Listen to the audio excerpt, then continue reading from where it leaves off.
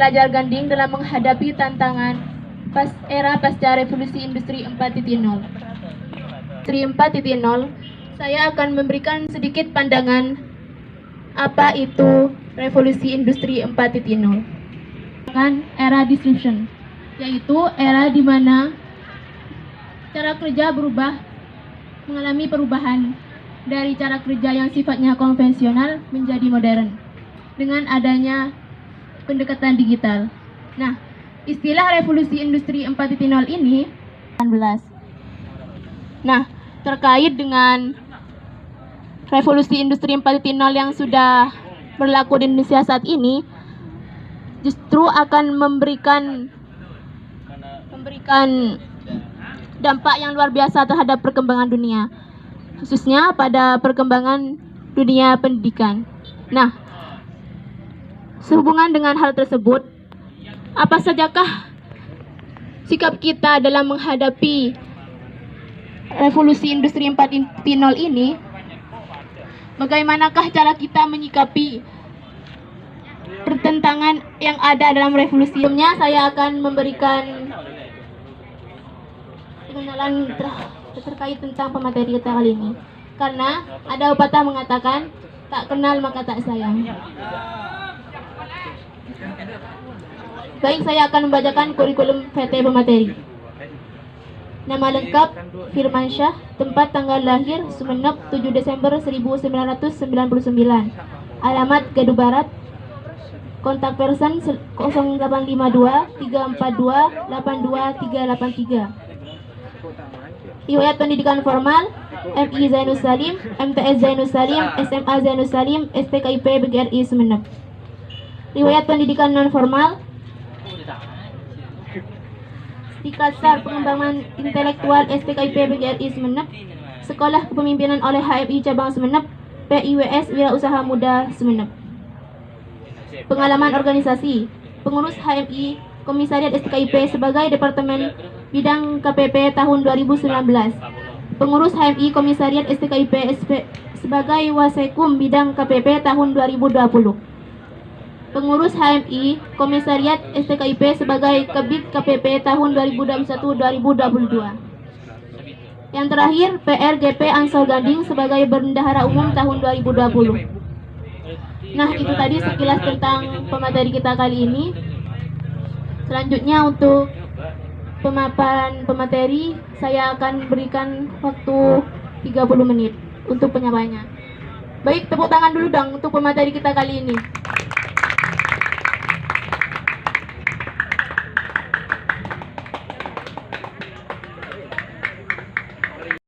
Suatu komunikasi atau suatu informasi. Nah, di sini dengan adanya tema kesiapan pelajar dalam menghadapi tantangan era pasca reformasi industri 4.0 ini, bagi saya saya ingin menanyakan, apakah kalian memang betul-betul siap sebagai generasi emas yang akan bersaing nanti di tahun 2045-nya? Seperti itu. Kita bisa memanipulasi atau juga bisa memberikan suatu keseimbangan terhadap zaman ini yang sudah berkelanjutan, memberikan suatu inovasi baru.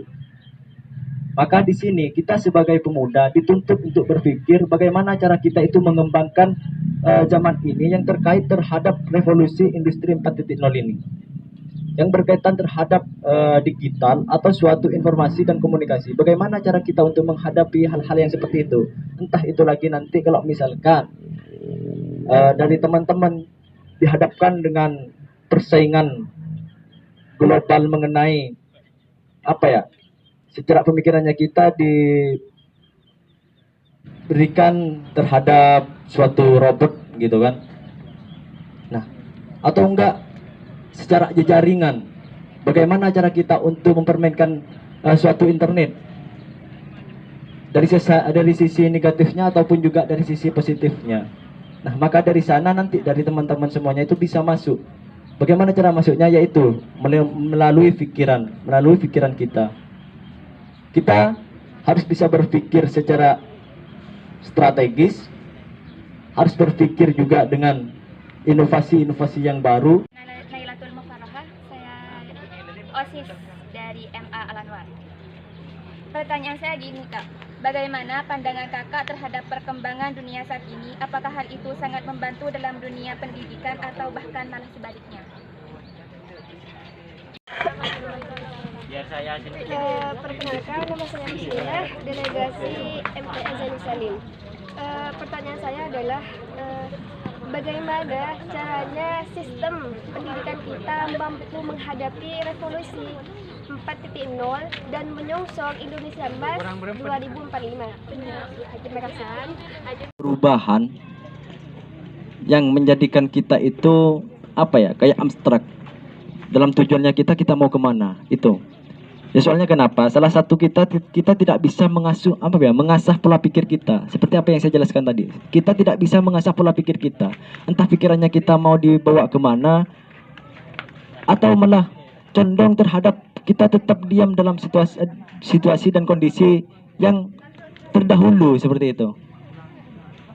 Maka dari itu pola pikir kita, maka kita sebagai pemuda ataupun regenerasi emas itu sebagai dunia pendidikan, maka pola pikir kita atau suatu mindset kita harus bisa selalu diperbarui. Kalau misalkan prosesnya bagaimana? Nah, prosesnya itu ada di kalian semua. Hanya tinggal kalian itu bagaimana kalian itu bisa mengasah pola pikir pola pikir suatu kayak kurikulum yang saat ini yang sudah dijalankan oleh guru-guru, maka guru itu akan kesulitan untuk mengajar.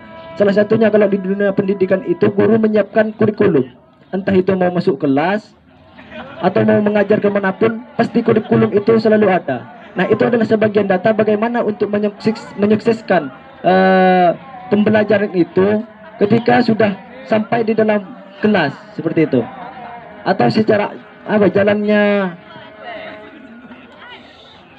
pendidikan itu ya sesuai dengan kurikulum. Pada materi, tepuk tangannya dulu dong buat pemateri kita kali ini. Alhamdulillah teman-teman, sesi diskusi pada kali ini sudah berjalan dengan lancar. Baik, kesimpulannya di sini, dunia pendidikan menjadi sangat penting pada perkembangan dunia saat ini. Maka menghasilkan generasi-generasi berkualitas yang akan mengisi revolusi industri 4.0 hari ini. Sehingga hal yang perlu dipersiapkan adalah perubahan dari cara belajar, pola pikir, serta cara bertindak para peserta didik dalam mengembangkan inovasi kreatif dalam berbagai bidang. Baik, untuk selanjutnya saya tutup diskusi kali ini.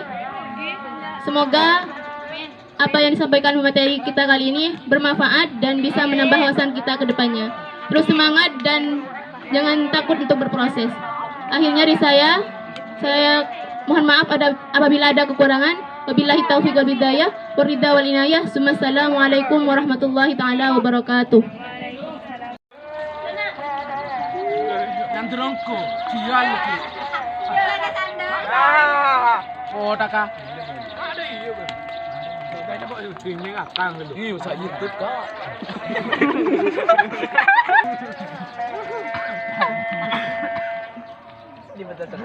Ini susu. Kurangnya. Berlebih lah. Ada lebih nah. Apa lebih nah? Ayo nih lebih. Di. Kami lo.